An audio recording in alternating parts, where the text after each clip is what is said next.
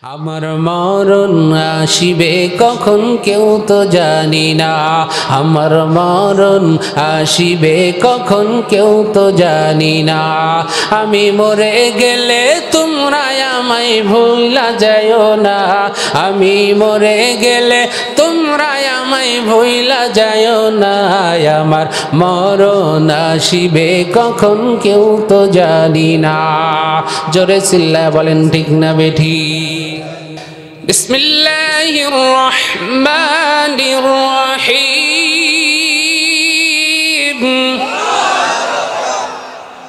কুল্লু নাফসিন যায়িকাতুল মাউত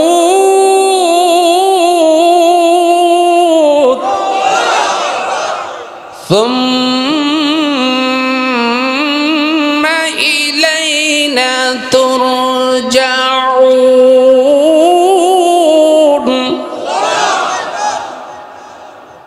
আল্লাহ তাআলা বলেন, কুল্লু নাফসিন যায়িকাতুল মাউত। কুল্লু প্রত্যেক, নাফসিন মানে আত্মা, যায়িকাতুল মাউত প্রত্যেকটি আত্মাকে মৃত্যুর স্বাদ গ্রহণ করা লাগবে। মাউতু কাসিন কুল্লু নাসিন শারিবুজ, মাউতু কাসিন কুল্লু নাসিন শারিবুজ, কবর বাইতিন কুল্লু নাসিন দাখিলুন। এ ভাই, প্রত্যেকটি প্রাণীকে মৃত্যুর স্বাদ গ্রহণ করা লাগবেই লাগবে। মৃত্যুর হাত থেকে কেউ কিন্তু বাঁচতে পারবে না। যার প্রাণ আছে তাকেই মৃত্যুবরণ করা লাগবে। যার প্রাণ আছে সেই মৃত্যুর স্বাদ গ্রহণ করবে। মাউতু কাসিন কুল্লু নাসিন শারিবু, মাউতু কাসিন কুল্লু নাফসিন শারিবুস। প্রত্যেকটি প্রাণীকে মৃত্যুবরণ করা লাগবেই লাগবে। আর প্রত্যেকটি মানুষকে কবরে যাওয়া লাগবেই। আত্মা মৃত্যুবরণ করবে, কিন্তু সব আত্মার কবর হবে না। যারা একমাত্র মানুষ তাদেরই কবর হবে। মানুষকে কবরে যাওয়াই লাগবে। সে হিন্দু হোক, বৌদ্ধ হোক, খ্রিস্টান হোক, মুসলমান হোক, যে ধর্মেরই হোক না কেন, প্রত্যেকটি মানুষকে কবরে যাওয়াই লাগবে। প্রত্যেকটি মানুষকে মৃত্যুবরণ করতে হবে, প্রাণীকে মৃত্যুবরণ করতে হবে। আর প্রত্যেকটি মানুষকে কবরে যাওয়া লাগবে। বলবেন হিন্দুকে তো পুরায় ছাই করে দেওয়া, এর আবার কবর কি? ছোট্ট দুইটা কথা। একটা কবরের নাম হলো ইল্লিন, আর একটা কবরের নাম হলো সিদ্দিন। কোন ইমানদার মানুষ যখন মৃত্যুবরণ করে, তার রূহটা ফেরেশতারা ইল্লিনে নিয়ে চলে যায়। আর কোন বেঈমান নাফরমান, হোক সে মুসলমান, হোক সে কাফের, হোক সে হিন্দু, হোক সে বৌদ্ধ, যেই হোক না কেন, কেউ যখন মৃত্যুবরণ করে, ওই মানুষটার রূহটা নিয়ে সিজ্জিনে জাহান্নামের ভিতরে রাখা হয়। এই জন্য আল্লাহ রাসূল বলেন, আল কবরু মির রিয়াজিল জান্নাহ। কবর কারোর জন্য জান্নাতের বাগান হবে। আও হুফরাতুম মিন হুফারিন নার, কবর কারোর জন্য জাহান্নামের গর্ত হবে।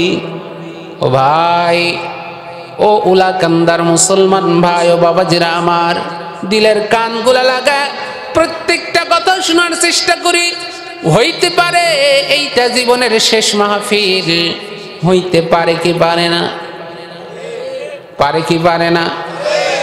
এই দুনিয়া হলো সংক্ষিপ্ত, এই দুনিয়া হলো অল্প সময়ের দুনিয়া। বাল তুসিরুনাল হায়াতাদ দুনিয়া ওয়াল আখিরাতু খায়রুন ওয়া আবকা। দুনিয়া হলো অল্প সময়ের দুনিয়া, দুনিয়া হলো বাল তুসির, সংক্ষিপ্ত দুনিয়া। মুফাসসিরিন ইকরামগণ বলেন, মহাসাগরের মধ্যে যদি সুস পরিমাণ একটা সুস যদি মহাসাগরের মধ্যে ডুবাইয়ে উঠানো হয়, ওই সুসের মাথার মধ্যে যেই পরিমাণ পানি উঠবে আখিরাতের তুলনায় ওই পানির চাইতে দুনিয়ার জিন্দেগিটা আরো কম। আখিরাতের তুলনায় সাগরের তুলনায় যেমন পানির তুলনা কম হবে, মহাসাগরের কাছে সুসের মাথার পানি কি বলেন? কিছুই না, সেটা বাষ্প হয়ে যাবে। অনুরূপভাবে বালতুসির আখিরাতের তুলনায় দুনিয়ার জিন্দেগিটা এত নগণ্য, এত সংক্ষিপ্ত, এত ছোট। এই দুনিয়ার জিন্দেগি অল্প সময়ের জিন্দেগি। আল্লাহ তাআলা যে হায়াত দিয়েছেন, এই হায়াতের মালিক কে? হায়াতের মালিক, মৌত দেওয়ার মালিক কে? খাওয়ানোর মালিক কে? রিজিক দাতা কে? বিধান দাতা কে? আইন দাতা কে? ইনিল হুকমু ইল্লা লিল্লাহ। জমিন আল্লাহর, আসমান আল্লাহর, হুকুম চলবে আল্লাহর। জোরে চিল্লায় বলেন ঠিক কিনা? মুসলমান, আল্লাহর গোলাম, খুব ভালো করে খেয়াল করবেন ভাই। আল্লাহ তাআলা যেই জীবন দিয়েছেন, হায়াত নামক দামি গোল্ডেন সময় আমাদেরকে দিয়েছেন, হীরা মণি মুক্তার চাইতেও দামি। প্রত্যেকটা সময় আমাদের হায়াতের এক একটা সেকেন্ডের দাম অনেক দামি, অনেক দামি। কোন বান্দা যদি এই আয়াতের দাম বুঝতো, তাহলে ওই বান্দা চার দোকানে বসে অযথা গল্প করে সময় নষ্ট করতে পারতো না। কোন যুবক যদি দাম বুঝতো, ওই যুবকটা খেলাধুলায় সময় নষ্ট করতো না। কেউ যদি এই হায়াতের দাম বুঝতো, তাহলে ওই যুবক, ওই বান্দা হায়াতকে অপচয় করতো না। হায়াত এমন একটি দামি সম্পদ, যা বরফের মতো প্রতিনিয়ত গলতেই আছে, গলতেই আছে। হায়াত কিন্তু আমার আপনার জীবন থেকে শেষ হয়ে যাচ্ছে। প্রতি মুহূর্তে, প্রতি সেকেন্ডে আমার আপনার জীবন থেকে হায়াত কমতেছে।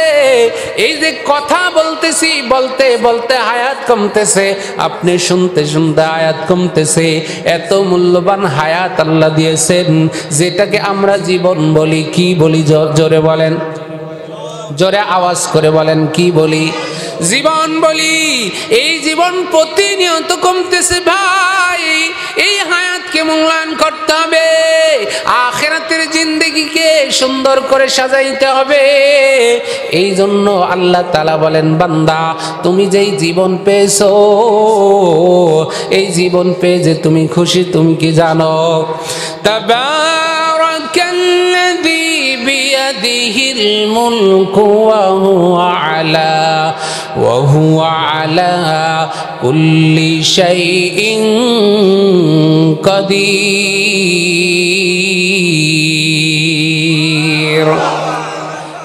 আল্লাযী খালাকাল মাউতা ওয়াল হায়াতা লিয়াবলুয়াকুম আইয়ুকুম আহসানু আমালা ওয়া হুয়াল আজিজুল গফুর। আল্লাহ তাআলা বলেন, আল্লাযী খালাকাল মাউত। ও বান্দা, আমি মৃত্যু সৃষ্টি করেছি। কি সৃষ্টি করেছি? মৃত্যু সৃষ্টি করেছেন আল্লাহ। এই আয়াত শুরুই করেছেন মৃত্যু দিয়া। আল্লাযী খালাকাল মাউত, আমি মৃত্যু বানাইলাম। আল্লাযী খালাকাল মাউত, সূরা মুলুকের 2 নম্বর আয়াতের শুরুতেই বলেন, আল্লাযী খালাকাল মাউত। বান্দা, যে জীবন পেয়ে তুমি খুশি, এই জীবনের আগেই কিন্তু আমি মৃত্যু বানাইছি। আল্লাযী খালাকাল মাউত ওয়াল হায়াত, এরপরে জীবন সৃষ্টি করেছে। তার মানে আমাকে আপনাকে দুনিয়ায় পাঠানোর আগেই, আমার আপনার জীবন দেওয়ার আগেই কিন্তু মৃত্যু তৈরি করে রেখেছেন। ও মুসলমান, আল্লাহ বুঝাতে চান, বান্দা, জীবন পেয়ে তুমি খুশি হও না। তোমাকে যেই জীবন আমি আল্লাহ দিয়েছি, এই জীবনের পরিসমাপ্ত ঘটানোর জন্য, এই জীবনকে নস্যাৎ ধ্বংস করে দেওয়ার জন্য, নস্যাৎ করে দেওয়ার জন্য আমি আল্লাহ তাআলা জীবন দেওয়ার আগেই মৃত্যু বানায় রেখেছি। ওরে যুবক, যেই আল্লাহর দেওয়া জীবন পেয়ে তুমি মসজিদে যাও না, যেই আল্লাহর দেওয়া জীবন পেয়ে তুমি কোরআন তেলাওয়াত শেখো না, যে আল্লাহর দেওয়া হায়াত পেয়ে তুমি আল্লাহর গোলামি করো না, আল্লাহর দেওয়া হায়াত, আল্লাহর দেওয়া জীবন পেয়ে নাফরমানি করো, তোমার কি জানা না এই দুনিয়ার হায়াত একটা সময় শেষ হয়ে যাবে, যখন মালাকুল মউত সামনে এসে দাঁড়ায় যাবে। জোরে বলেন ঠিক না বেটি? আল্লাহ সাবধান করে দিয়েছেন, মৃত্যু কিন্তু সামনে আসে। আল্লাহ তাআলা সাবধান করে দিয়েছেন, বান্দা মৃত্যু কিন্তু সামনে আসে। মৃত্যু সবাইকে মৃত্যুবরণ করা লাগবে। একটু আমার দিকে খেয়াল করেন, একটু তাকায় দেখেন, পৃথিবীতে যত ধর্মের মানুষ আছে, যত বর্ণের মানুষ আছে, যত শ্রেণীর মানুষ রয়েছে, যে ধর্মেরই হোক না কেন, সে মুসলমান হোক, হিন্দু হোক, খ্রিস্টান হোক, ইহুদি হোক, নাসারা হোক, আর নাস্তিক হোক, বেঈমান হোক, কাফের হোক, যেই হোক না কেন, প্রত্যেকটি মানুষ এমন আছে আল্লাহকে মানে না। আছে না নাই? আছে না? স্রষ্টা মানে না এমন মানুষ পৃথিবীতে আছে না নাই? আছে। পৃথিবীতে অনেক হিন্দু জানে মরা লাগবে, মরার পরে হয় স্বর্গ নাই নরক, বলে কি বলেন? প্রত্যেকেই জানে তাকে মৃত্যুবরণ করা লাগবে। আবার এমন মানুষ আছে যারা আল্লাহ মানে না, তারাও জানে মরা লাগবে। মৃত্যুর হাত থেকে কেউ বাঁচতে পারবে না। পারবে কি? মরণ থেকে যতই পালাও, মরণ তোমায় লইবে ঘিরি। যদিও সুদূর আকাশ পানে পালাও, সেটাই লাগিয়ে সিঁড়ি। মৃত্যুর হাত থেকে যতই পলায়ন করেন না কেন, যদি পালায় আকাশে সিঁড়ি লাগায় পালন করেন, মৃত্যু সেখানে যাবে কি যাবে না? আল্লাহ তাআলা বলেন, আইনামা তাকুনু ইউদরিকুমুল মাউত ওয়ালাউ কুনতুম ফি বুরুজিম মুশাইয়াদা। আল্লাহ তাআলা বলেন, বান্দা, ওয়ালাউ কুনতুম ফি বুরুজিম মুশাইয়াদা, ও বান্দা, আইনামা তাকুনু ইউদরিকুমুল মাউত, তুমি যদি মৃত্যুর হাত থেকে পলায়ন করো, মৃত্যুর থেকে বাঁচার জন্য, আইনামা তাকুনু ইউদরিকুমুল মাউত, তুমি যেখানে যাও না কেন, ইউদরিকুমুল মাউত, মৃত্যুর সাথে মুলাকাত হয়ে যাবে। সময় হলে মৃত্যু কিন্তু চলে আসবে, এক সেকেন্ড এদিক সেদিক হতে দিবে না। যখনই সময় হবে, আপনি বাজারে গেছেন বাজার করার জন্য, এখন সময় হয়ে গেছে আজরাইলের হাতে লিস্ট, এই ব্যক্তির ওই তারিখে এতটার সময় তার রুটা নিতে হবে। ঠিক তারিখ অনুযায়ী আপনি বাজারে গেছেন বাজার করার জন্য, এখন আপনার হাত শেষ হয়ে গেছে, এখন আপনার সামনে মালাকুল মউত চলে আসবে। এখন যদি বলেন, ও আজরাইল, আমাকে কয়েকটা মিনিট সময় দাও, আমি বাড়িতে যে একটু বিদায় নিয়ে আসি, বলেন তো দেখি সময় কি দিবে? মৃত্যু সেখানে চলে যাবে। ওয়ালাউ কুনতুম ফি বুরুজিম মুশাইয়াদা, আপনি যদি মৃত্যুর হাত থেকে বাঁচার জন্য যদি শক্ত প্রাচীর দিয়া, যদি পাথর দিয়া, বুরুজিম মুশাইয়াদা, যদি আপনি শক্ত ঘর নির্মাণ করেন, কাচের ঘর বানান, সেখানে যদি পলায়ন করেন, বলেন তো দেখি আজরাইল সেখানে যাইতে পারবে কি পারবে না? আল্লাহ তাআলা সে কথাই বলেন, যেখানেই আপনি লুকান না কেন, আজরাইল চলে যাবে। চিল্লায় বলেন না ঠিক না বেঠি?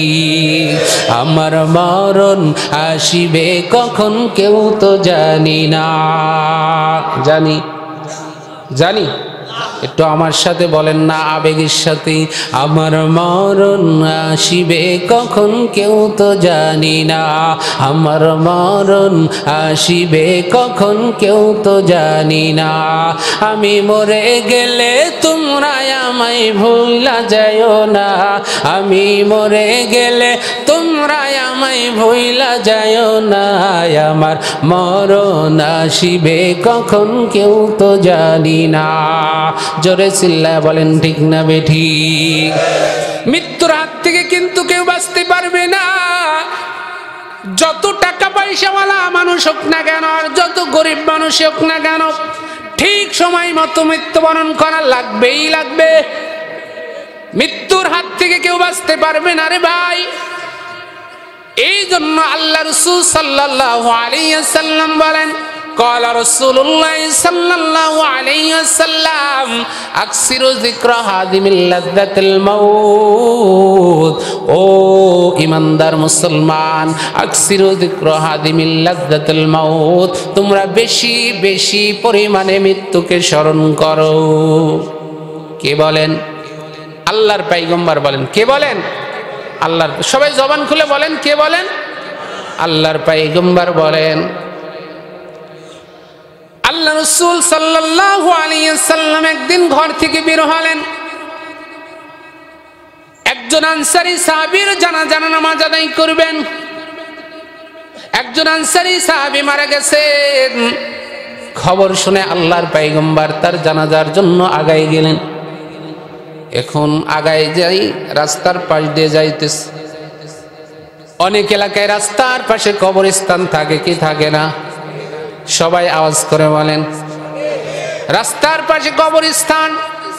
আল্লাহর পয়গম্বর রওনা করেছেন, দেখে কয়েকজন কবর কাটতেছে, কয়েকজন সাহাবী কবর কাটতেছে। কবর কাটা হয় নাই। আমাদের দেশেও তো অনেকেই কবর কাটে, কাটে কি কাটে না? কবর কাটে ম্যাক্সিমাম।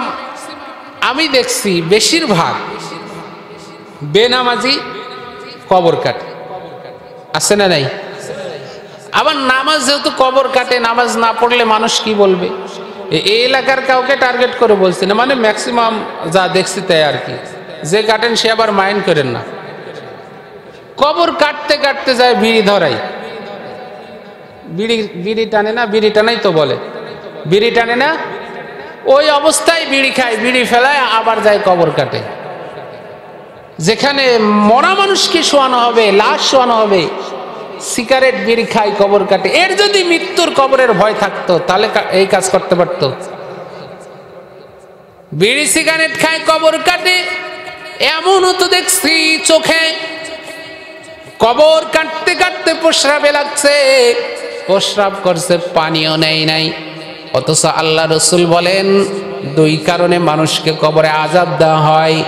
এক নম্বর কারণ, কেউ যদি প্রস্রাব করার পরে ভালোভাবে প্রস্রাব থেকে পবিত্র না হয়, এই এক নম্বর কারণে কবরে বেশিরভাগ মানুষের আযাব হবে। আর একটা কারণ হলো একজন মুসলমান আরেকজন মুসলমানের গীবত করার কারণে কবরে আযাব হয়। আল্লাহ রাসূল বলছেন এই দুই কারণে দুইটা কবরে আযাব হচ্ছে। তো কবর খুঁড়তে খুঁড়তে যায়, প্রস্রাব করে, পানিও নাই, ঢিলাও নাই, কুলুপও নাই, ওইভাবেই এসে আবার কাজ করছে। ও মুসলমান আল্লাহর গোলাম, আল্লাহ রাসূল সাল্লাল্লাহু আলাইহি ওয়াসাল্লাম তিনি ওই বসলেন, কবরের এক পাশে একটা ফাঁকা জায়গা, মাঠ মতো আছে, ওখানে বসে পড়লেন। সাহাবীরাও গিয়ে পাশে বসলেন। আল্লাহ রাসূল সাল্লাল্লাহু আলাইহি ওয়াসাল্লাম, আমার দিকে তাকান, সবাই আমার দিকে খেয়াল করেন। আল্লাহ রাসূল সাল্লাল্লাহু আলাইহি ওয়াসাল্লাম হাতের মধ্যে একটা চন্দনের কাঠ, একটা চন্দনের ছোট লাঠি নিলেন, মাটির মধ্যে মৃদু মৃদু আঘাত করলেন নিচের দিকে তাকায়া। সাহাবীরা আল্লাহ রাসূলের চতুর্পাশে বসা, সামনে দিয়ে বসে রয়েছে। আল্লাহ রাসূল একটু পরে মাথা তুললেন। সাহাবীরা বলতেছেন আমরা আল্লাহ রাসূলের সামনে এমন ভাবে বসে গেলাম, আমাদের মনে হয় যেন আমাদের মাথার উপরে পাখি বসলেও বুঝতে পারবে না যে আমরা মানুষ না গাছ। আল্লাহ রাসূল যখনই নসিহত করতেন, আলোচনা করতেন, সাহাবীরা গাছের মতো জড় পদার্থ হয়ে বসে পড়তেন, খুব গুরুত্ব সহকারে শুনতেন। এটা হলো দ্বীনি মজলিসের আদব, গুরুত্ব দিয়ে কথা শোনা। এই অবস্থায় সাহাবীরা বসে পড়লেন। আল্লাহ রাসূল সাল্লাল্লাহু আলাইহি ওয়াসাল্লাম তিনি মাথা উঠালেন, চোখ দুটা লাল বর্ণ হয়ে গেল, পানি ছলছল করতেছে। আল্লাহ রাসূল সাল্লাল্লাহু আলাইহি ওয়াসাল্লাম ডাক দিয়ে বলেন, আল্লাহর কাছে সাহায্য প্রার্থনা করো। হে মানুষেরা, এই যে কবর দেখতেছো, এই কবরে থেকে আল্লাহর কাছে সাহায্য চাও, কবরের আযাব থেকে আল্লাহর কাছে মুক্তি চাও, এই কবরের আযাব থেকে আল্লাহর কাছে মাপ চাও। কারণ এই কবরে প্রত্যেকটি মানুষকে একদিন আসা লাগবে। জোরে বলেন ঠিক কিনা? নয়ন মেলিয়া দেখিনি চাহিয়া, মরণ আমার তো কাছে হাই। একটু স্মরণ করেন না মৃত্যুর চিন্তা? আমার পূর্বে আমার মামাও যে আলোচনা করেছেন, যা বোঝাতে চেয়েছেন তা হলো কবরের কথা। জোরে বলেন ঠিক কিনা? নয়ন মিলিয়া দেখো না চাহিয়া, মরণ আমার তো কাছে হাই। নয়ন মেলিয়া দেখো না চাহিয়া, মরণ আমার তো কাছে হাই। সকাল ফুরালো বেলা গড়ালো, বেলা গড়ালো সকাল ফুরালো, কেমন করে যে দিন চলে যায়। নয়ন মেলিয়া দেখিনি চাহিয়া, মরণ আমার তো কাছে হাই। ও মুসলমান, আল্লাহর বান্দা গোলাম, আল্লাহর পয়গম্বর ডাক দিয়ে বললেন, এই কবরে তোমাকেও যাওয়া লাগবে, আমাকেও যাওয়া লাগবে। তবে ইমানদার সাহাবীরা আমার, ও আমার সাহাবীরা, তোমরা মন দিয়ে শুনো। যখন কোন ইমানদার মানুষের মৃত্যু সময় হয়ে যায়, ইমানদার মানুষ যখন মৃত্যুর সময় ঘনায় আসে, ওই মানুষটার কাছে 3 মাস আগের থেকেই খবর আসতে থাকে, সে বুঝতে পারে। কোন ইমানদার মানুষ যখন দুনিয়া থেকে চলে যায়, ওই ইমানদার বুঝতে পারে কখন সে দুনিয়ার থেকে চলে যাবে, এটা বুঝতে পারে, আর বেশি সময় নাই। এই জন্য দেখবেন কোন ইমানদার যখন মৃত্যুর সময় ঘনিয়ে আসে, ওই ইমানদারটা মৃত্যুর আগের থেকে 6 মাস 3 মাস আগের থেকে মসজিদ থেকে সহজে বেরোতে চায় না। সব সময় মসজিদের মধ্যে থাকে, সব সময় জিকির আজকার করে, সব সময় কোরআন তেলাওয়াত করে, আমলের প্রতি আগ্রহ বেড়ে যায়। আল্লাহর পয়গম্বর বলেন, কোন মানুষকে যদি আল্লাহ তাআলা ঈমানের সাথে ডাক দিতে চান, তখন ওই মানুষটাকে আল্লাহ তাআলা বেশি বেশি আমল করার তৌফিক দিয়া দেয়। জোরে বলেন না আল্লাহু আকবার। আল্লাহ রাসূল বলেন, যখন মৃত্যুর সময় চলে আসে, ওই ব্যক্তি যখন মৃত্যুর বিছানায় পড়ে যায়, আসমান থেকে একদল ফেরেশতা পাঠানো হয়, যে ফেরেশতাদের চেহারাটা চাঁদের চেয়ে সুন্দর, উজ্জ্বল চেহারাওয়ালা ফেরেশতা। আমার দিকে একটু লক্ষ্য করেন বাজানের আমার, একদল সুন্দর চেহারাওয়ালা ফেরেশতাকে পাঠায় দেওয়া হয়। ওই ফেরেশতাদেরকে দেখে মৃত্যু ব্যক্তির আত্মাটা শান্তি পেয়ে যায়। এত সুন্দর মানুষ আমি তো কোনোদিন দেখি নাই, এরা কোথার থেকে আসলে, না কারা? এরা ডাক দিয়ে বলে, ওই ইমানদার আল্লাহর গোলাম, আপনার কোনো টেনশন নাই, আপনার কোনো চিন্তা নাই, আমরা আসছি আপনাকে রিসিভ করার জন্য। আল্লাহ তাআলা আপনাকে রিসিভ করার জন্য আমাদেরকে অগ্রিম পাঠিয়ে দিয়েছে। জোরে বলেন আল্লাহু আকবার। এমন মৃত্যু আমার আপনার দরকার আছে না নাই? মুসলমান আল্লাহর গোলাম, একদল ফেরেশতা আগে আসে, ওই বান্দা ফেরেশতাদের সঙ্গে মজা করতে থাকে, ফেরেশতাদের সঙ্গে কথাবার্তা বলতে থাকে। একটু পরে যখন চক্ষুটা বন্ধ হয়ে আসে, আস্তে করে চক্ষুটা বন্ধ হয়ে যায়, ঠিক ওই মুহূর্তে মালাকুল মউতের পক্ষ থেকে মালাকুল মউত ফেরেশতা চলে আসে। বাকি ফেরেশতারা চতুর্পাশে ঘিরে রাখে। আল্লাহ তাআলা জান্নাত থেকে জান্নাতি সাদা সাদা শুভ্র সাদা একটা টুকরা কাপড় দিয়া জান্নাতের সেন্ট সুগন্ধি লাগায় দেয়। জোরে বলেন আল্লাহু আকবার। হয় নাই আরো জোরে বলেন আল্লাহু আকবার।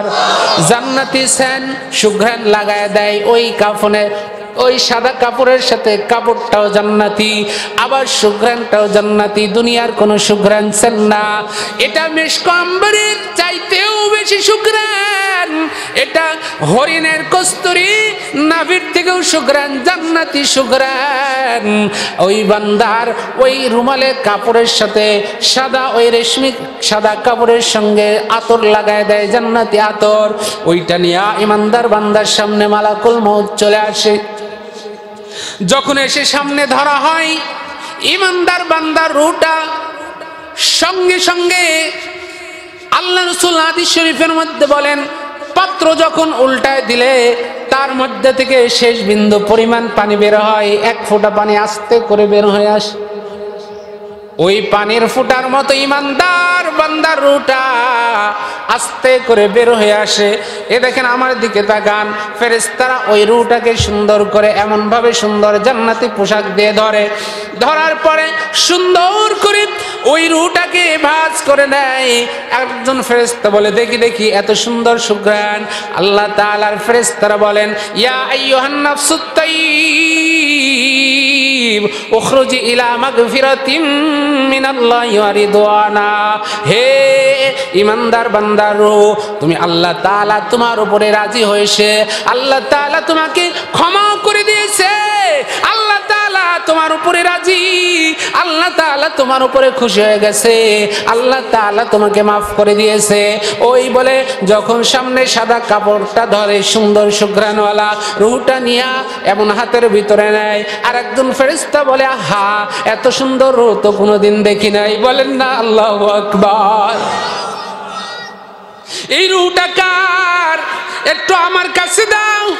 দেখবেন দুনিয়ায় যদি কোনো সন্তান জন্মগ্রহণ করে, সন্তান যখন জন্মগ্রহণ করে পরে সে কালো হোক, কিন্তু জন্মের সময় বাচ্চাদের চেহারা সুন্দর হয়। একটু জোরে বলেন না। জন্মগ্রহণ করার সময় বাচ্চাদের চেহারাটা সুন্দর হয়। ডাক দিয়ে বলে, দাদি বলে একটু আমার কোলে দাও, চাচি বলে একটু আমার কোলে দাও, এরকম ভাবে সবাই নিতে থাকে, একটু আমার কাছে দাও, একটু আমার কাছে দাও। ওই ছোট্ট বাচ্চার মতো ওই ইমানদারের রূহটা, আল্লাহু আকবার, ওই ফেরেশতার একবার ডাক দিয়ে বলে, একটু আমার হাতে দাও, আর একজন বলে, দাও না, এত সুন্দর রূহ আমরা দেখি নাই, এত আল্লাহওয়ালা এত সুন্দর রূহ আমরা কোনোদিন পাই নাই, একটু আমার হাতে দাও। ওই রূহটা আল্লাহ তাআলার বান্দারা ফেরেশতারা নিয়ে কারাকারি করতে থাকে। এমন করে আস্তে আস্তে তারা আসমানের দিকে চলে যাইতে থাকে। চিল্লায় বলেন না আল্লাহু আকবার। আসমানের দিকে যাই, আসমানের দরজার কাছে পৌঁছাবে, এমন সময় আসমানের দরজার ওপাশ থেকে আওয়াজ আছে, কি ব্যাপার? এত সুন্দর সুঘ্রাণওয়ালা আত্মা কার? রূহটা কার? ওই ফেরেশতারা আসমানে ওঠার আগেই নিচের থেকে জবাব দেয়, মালাকুল মউতের গ্রুপের ফেরেশতা ডাক দেয়া বলে, এটা উলাকান্দি গ্রামের অমুকের সন্তান, অমুকের পুত্র অমুক, এটা তার রূহ, এটা একজন ইমানদারের রূহ, যে শীতের রাত্রেও আল্লাহু আকবারের ধ্বনি শুনিয়া আল্লাহর ভয়ে ঘরে না শুয়া যখনই আজান হয়েছে সঙ্গে সঙ্গে ওই শীতের কাপড়টা, ল্যাপ খেতাটা, কম্বলটা ফেলায় দিয়া এক দৌড় দিয়েছে মসজিদের দিকে। শীত তাকে আটকায় রাখতে পারে নাই। এটা হলো ওই ব্যক্তিরও দুপুরবেলা কাজে গিয়েছে, যখনই আজান হয়েছে কিন্তু ওই ব্যক্তিকে মসজিদ ফিরাইতে পারে নাই। আল্লাহ তাআলা রাসূল বলেন, ওয়ারজুলুন কলবুহুম আল্লাকুম ফিল মাসাজিদ। কোন বান্দার রূহটা যদি, কোন বান্দার হৃদয়টা যদি মসজিদের সাথে আটকানো থাকে, মসজিদের সাথে বান্দা থাকে, কিয়ামতের কঠিন ময়দানে যেই দিন আল্লাহর ছায়া, আল্লাহর আরশের ছায়া ব্যতীত কোনো ছায়া থাকবে না, ওই কঠিন কিয়ামতের ময়দানে আল্লাহ তাআলার আরশের নিচে ছায়া দান করবে যেই ব্যক্তি 5 ওয়াক্ত নামাজ মসজিদে এসে জামাতে আদায় করে। ওই ফেরেশতারা ডাকতে বলে, এটা এমন একজন বান্দার রুহু, যার রুহুটা দুনিয়ার কোনো কিছুর সাথে আটকাই নাই, যার রুহুটা সব সময় মসজিদের সাথে আটকানো থাকতো, আবার জোহরের নামাজ শেষ হয়ে কাজে চলে যাইতো, আসরের সময় যখন মুয়াজ্জিন ডাক দিত হাইয়া আলাস সালাহ, হাইয়া আলাস সালাহ, সঙ্গে সঙ্গে আসরের আজান শুনে মসজিদে আসত। আবার যখন মাগরিবের আজান হইতো আবার সব কাজ ফেলে মাগরিবের জামাতে শামিল হয়ে যাইত। আবার যখন এশার আজান হইতো সব কাজ ফেলায় এশার আজানে ঘুমাইত। এশার আজান শুনে নামাজে হাজির হয়ে এশার নামাজ পড়ে বাড়িতে যায় ঘুমাইত আর বলতো আল্লাহ, এটা যদি আমার শেষ ঘুম হয় তাহলে কোনো কথা নাই, আর যদি শেষ ঘুম না হয় আল্লাহুম্মা বিসমিকা আমুতু ওয়া আহইয়া, আল্লাহ তোমার নামে ঘুমাইতে গেলাম, মরে গেলাম, তুমি আবার জাগায় দিও। আল্লাহ তাআলার কাছে বলে মালিক, সকালে ফজরের নামাজটা জামাতে পড়ার তৌফিক দান করে দিও। ওই সেই বান্দার রূহ, এইটা অমুক গ্রামে অমুক বান্দার রূহ, যে কোনোদিন গুনার সাথে নিজেকে জড়াই নাই। ও মুসলমান আল্লাহর গোলাম, ওই ফেরেশতারা আসমানের কাছে রূহটা ধরে, পুরো আসমান রূহুর সুগন্ধে সুগন্ধি হয়ে যায়। প্রত্যেকটা আসমানে একই রকম, সব ফেরেশতা দেখার জন্য পাগল হয়ে যায়। এত সুন্দর চমকারও কোনোদিন দেখি নাই। ওই ফেরেশতা 7 আসমানে চলে যায়। আল্লাহ রাব্বুল আলামিন বলেন হাযা কিতাবাকা, আমার বান্দার এই কিতাবকে আমার আরশের পাশে টাঙায় দাও, আমার বান্দার আমলনামাটা আমার আরশের ডান পাশে রেখে দাও। আমি আল্লাহ তাআলা এই ভালো আমলটা আমার ডান পাশে টাঙায় রাখতে চাই। জোরে চিল্লায় বলা যাবে কি আল্লাহু আকবার? ডান পাশে টাঙায় দেওয়া হয়। আল্লাহ তাআলা এবার ফেরেশতাদেরকে বলেন যাও যাও, জলদি করে যাও, কবরের ভিতরে তার আত্মীয় স্বজনগুলো তার কাছে। তার যখন বান্দার মৃত্যু হয়ে যায়, ইমানদার, ওই ইমানদার মৃত্যুর সময় কতগুলো লক্ষণ রয়েছে। ইমানদার বান্দা ভয় পায় না, ইমানদার বান্দা আসতে থাকে, আনন্দ করতে থাকে। অনেক সময় ইমানদার বান্দার সামনে অনেক ফেরেশতা তার মৃত আপনজন, যদি বাবা মারা যায় বাবার স্রোত নিয়ে ফেরেশতারা আসে, যদি মা মারা যায় মার স্রোত নিয়ে আসে, যদি ভাই আপনজন আত্মীয় স্বজন দাদা দাদি নানা নানি মারা যায় তাদের চেহারার আকৃতি নিয়ে ওই মৃত্যু ব্যক্তির সামনে এসে দাঁড়ায় যায়। ওই মৃত্যু ব্যক্তির কাছে আসে, বলে ভয় নাই ভয় না। বান্দা যখন মৃত্যুবরণ করে আপনজনেরা গোসল করায়, আর ফেরেশতারা তার রূহটা নিয়া ওই হাউজে কাউসারের পানি নিয়ে এসে তাকে গোসল করায় দেয়, সুন্দর করে গোসল করায় তার রূহটা। আবার এই বান্দারা বান্দার জানাজার নামাজ আদায় করে, আর 7 আসমানের উপরে ফেরেশতারা বাইতুল মামুরের পাশে ইমানদার রূহর জানাজা আদায় করে। এরপরে জানাজার নামাজ যখন শেষ হয়ে যায়, আমরা যখন ইমানদার বান্দাকে কবরে নামায় দিয়ে আসি, ওই কবরের ভিতরে যখন তাকে না রাখা হয়, ওই কবরের ভিতরে রাখার সঙ্গে সঙ্গে, ওই কবরের ভিতরে নামানোর সঙ্গে সঙ্গে আমরা যখন একটা একটা করে বাঁশের খাপাসি দেওয়া শুরু করে, এরপরে চাটাই দিয়ে দিই, এরপরে মাটি দিয়া কবরটা যখন ঢেকে আসি, আল্লাহ তাআলা ফেরেশতাদেরকে বলে যাও এবার রূহটা নিয়ে তার কবরে তার কাছে ফিরায় দিয়ে আসো। একটু চিল্লায় বলা যাবে কি আল্লাহু আকবার? রূহটা যখন তার ভিতরে ঢুকায় দেয়, এবার ফেরেশতারা কবরের ভিতরে আসে সওয়াল জবাব করার জন্য। ফেরেশতাদের নাম হলো মুনকার আর নাকির। ফেরেশতারা কবরের ভিতরে আসে, কবরের মধ্যে আসার পর প্রশ্ন করে মার রব্বুকা, তাকে জীবিত করার পর তোমার রবকে? সে সঙ্গে সঙ্গে বলে রব্বি আল্লাহ। যখন তাকে প্রশ্ন করা হয় ওয়ামা দীনুকা, তোমার দিন কি? সঙ্গে সঙ্গে বলে দীনিয়াল ইসলাম।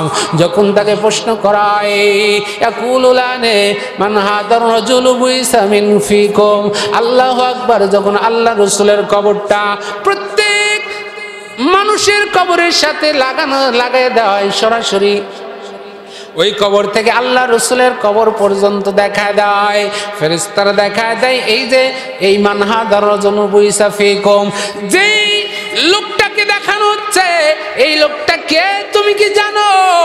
ওই ইমানদার ব্যক্তি ডাক দেয়া বলে, হাই, যার জন্য সারা জীবন ব্যথায় বেদিত হলাম, যাকে না দেখে নবী হিসেবে স্বীকার করলাম, যাকে না মেনে তার আদর্শ গ্রহণ করলাম, যাকে না দেখে না শুনে তার কথাই তার মহব্বতে তার প্রেমে পড়ে গেলাম, যাকে না পেয়ে না দেখে তার সুন্নাতের উপর আমল করলাম। আহা, এটাই তো হলো সে আদর্শবান নেতা, এটাই তো হলো সে আদর্শবান নবী, সাইয়্যিদুল মুরসালিন, খাতামান নবীন, মুহাম্মাদুর রাসূলুল্লাহ সাল্লাল্লাহু আলাইহি ওয়াসাল্লাম। সঙ্গে সঙ্গে বলে দেবে, আল্লাহ তাআলা বলেন, এ বান্দা আমার, একটা গায়বী আওয়াজ হবে, আবদা ইয়া সাদ্দাকতার রুইয়া, আমার বান্দা সত্য কথা বলেছে, আমার বান্দা সঠিক জবাব দিয়েছে। আসমান থেকে আল্লাহ তাআলার আওয়াজ ভেসে আসবে, এবার ডাক দিয়ে বলবে, আমার বান্দাকে জান্নাতের পোশাক পরায় দাও। আফরিশুহু মিনাল জান্নাহ ওয়ালবিসুহু মিনাল জান্নাহ।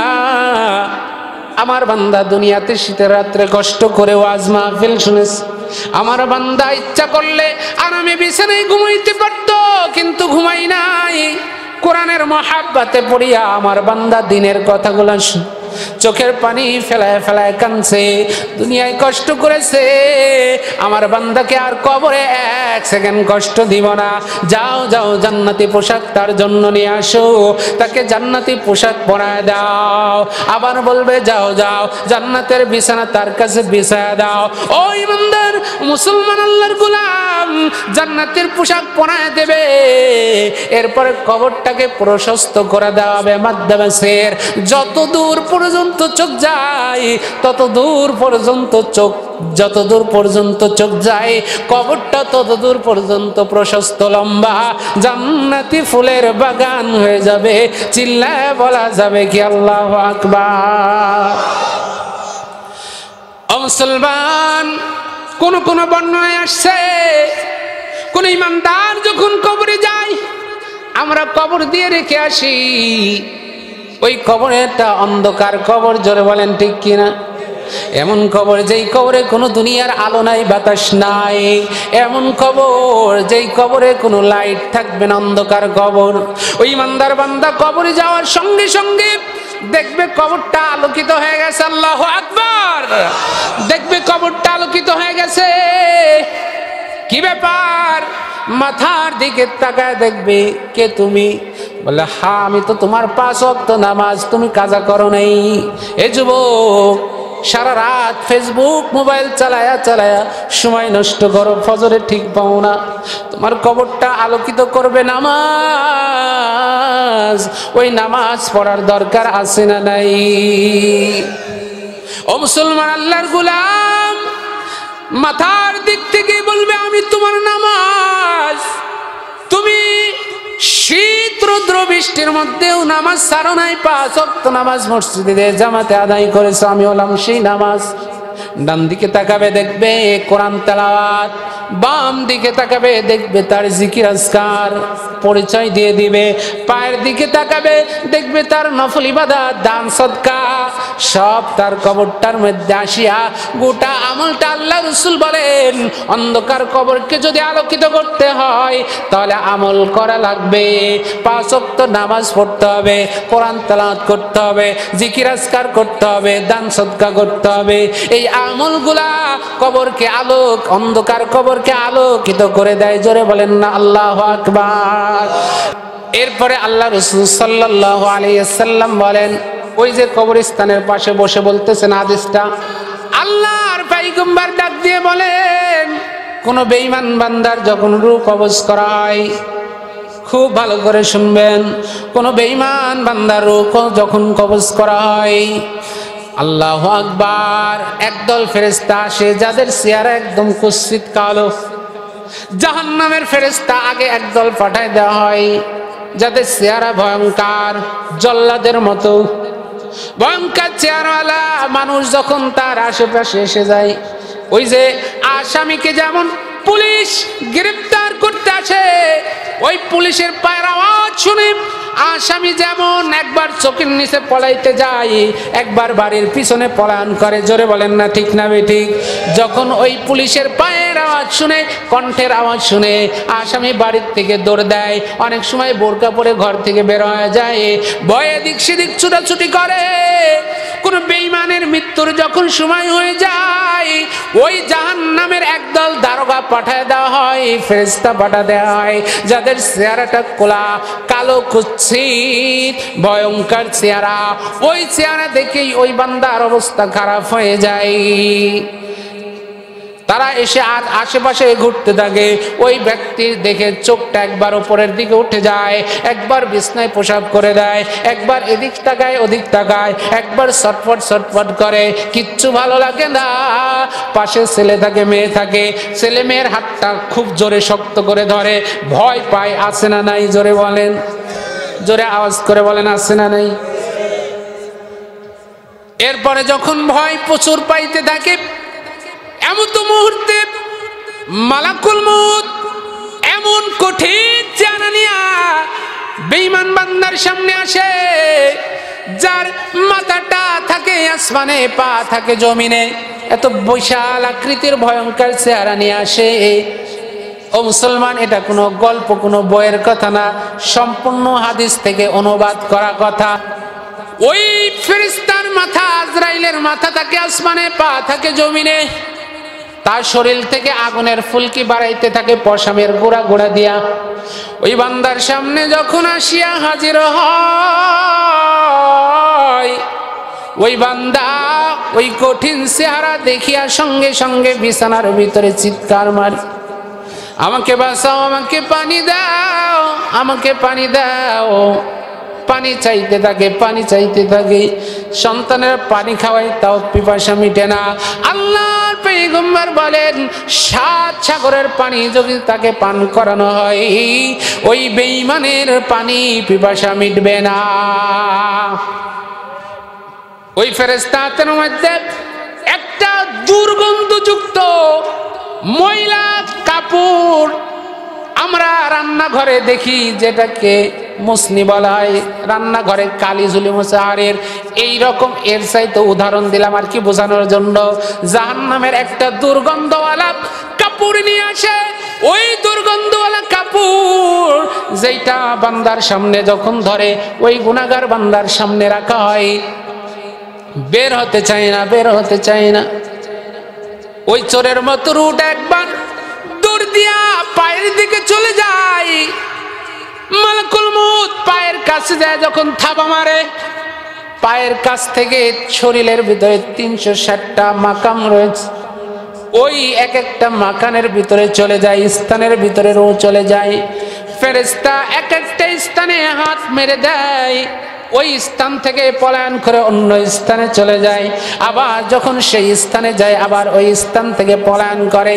এমন করতে করতে যখন 360টা মাকানের সব জায়গা বন্ধ হয়ে যায়, ওই বান্দার সর্বশেষ মাকানে সে যখন পৌঁছায় যায়, এবার মালাকুল মউত আজরাইল ফেরেশতা ওই রূহটাকে খবত করিয়া ধরিয়া ওই দুর্গন্ধওয়ালা ওই কাপড়ের মধ্যে ভেসাইয়া ওই ফেরেশতাদেরকে দেয়, বলে জলদি করে নিয়ে যাও, একে এখান থেকে নিয়ে যাও।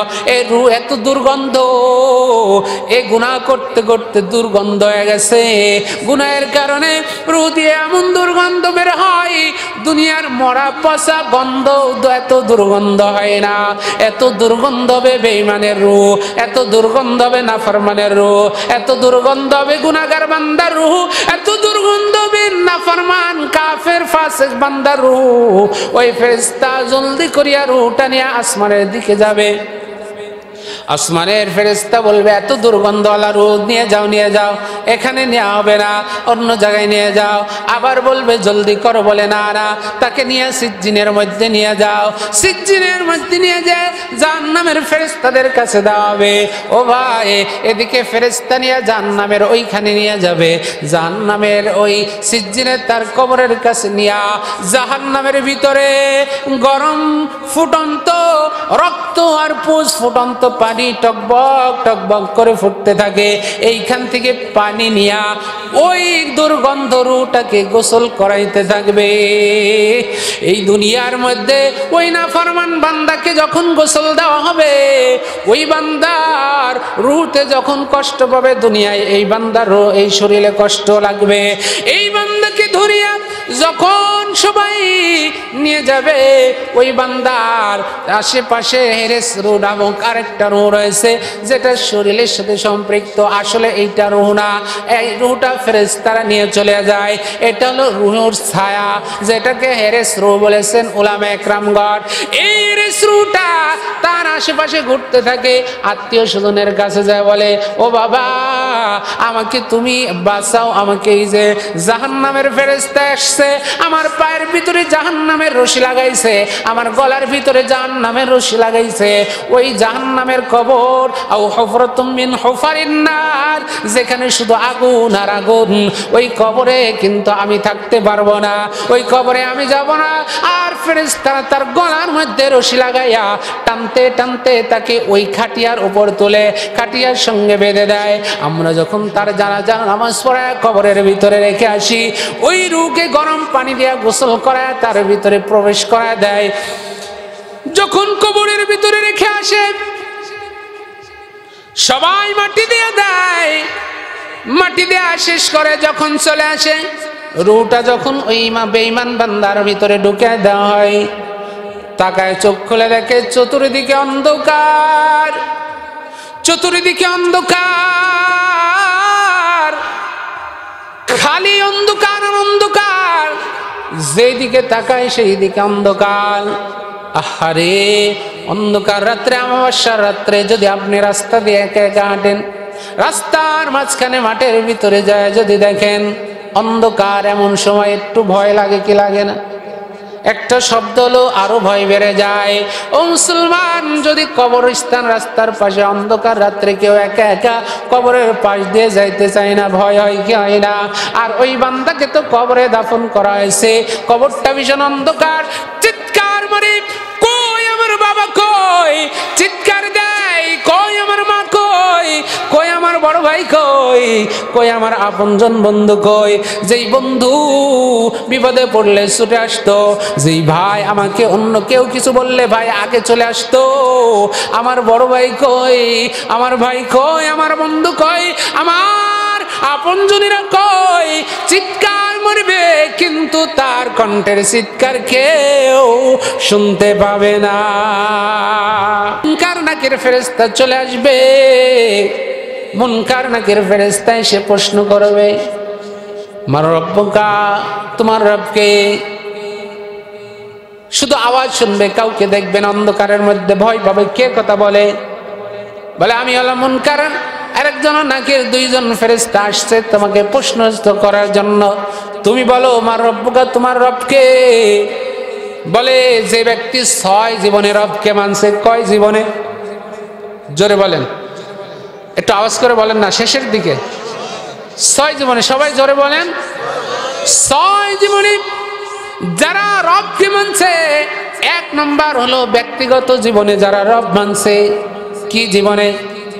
ব্যক্তিগত জীবনে যারা রব মানছে, অর্থাৎ নামাজ পড়ছে, রোজা রাখছে, দান করেছে, জিকির আজকার করেছে, তেলাওয়াত করেছে, ব্যক্তিগত জীবনে গুনাহ করে নাই, ব্যক্তিগত জীবনে রব মানছে আল্লাহকে। আর যে ব্যক্তিগত জীবনে রব মানে নাই, আল্লাহর ইবাদত করে নাই, যে পারিবারিক জীবনে রব মানে নাই, যে সামাজিক জীবনে রব মানে নাই, রাষ্ট্রীয় জীবনে রব মানে নাই, আন্তর্জাতিক জীবনে রব মানে নাই, কোনখানে আল্লাহকে রব হিসাবে মানে নাই, ওই ব্যক্তি সঙ্গে সঙ্গে বলবে হালা আদরি, হালা আদরি, সঙ্গে সঙ্গে বলবে আমি কিছুই জানি না। বলবে মা দিনুকা, তোমার দিন কি? সঙ্গে সঙ্গে বলবে আমার দিন আমি জানি না।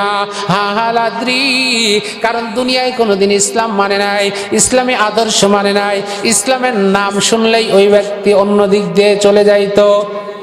আছে না নাই? ও মুসলমান,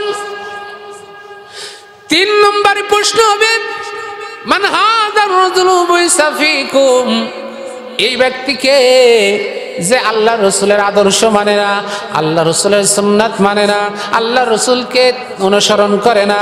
আতিউল্লাহ আতিউর রাসূল উলিল আমরি মিনকুম, আল্লাহর অনুসরণ আল্লাহ রসুলের অনুসরণ করে না। যখন আল্লাহ রসুলকে তাকে দেখায় দিবে, সে বলবে হা হালাদ্রি, আমি এই ব্যক্তিকে চিনি না, কপালটা পুড়ে যাবে। উপর থেকে আওয়াজ দেবে, এটা আমার নাফরমান বান্দা,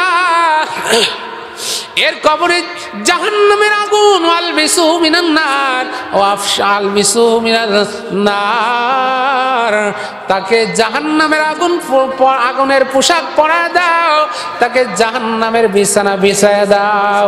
এ ভাই, এখন তো বলেন তো দেখি, আমাকে আপনাকে ওই কবরে যাওয়া লাগবে কি লাগবে না?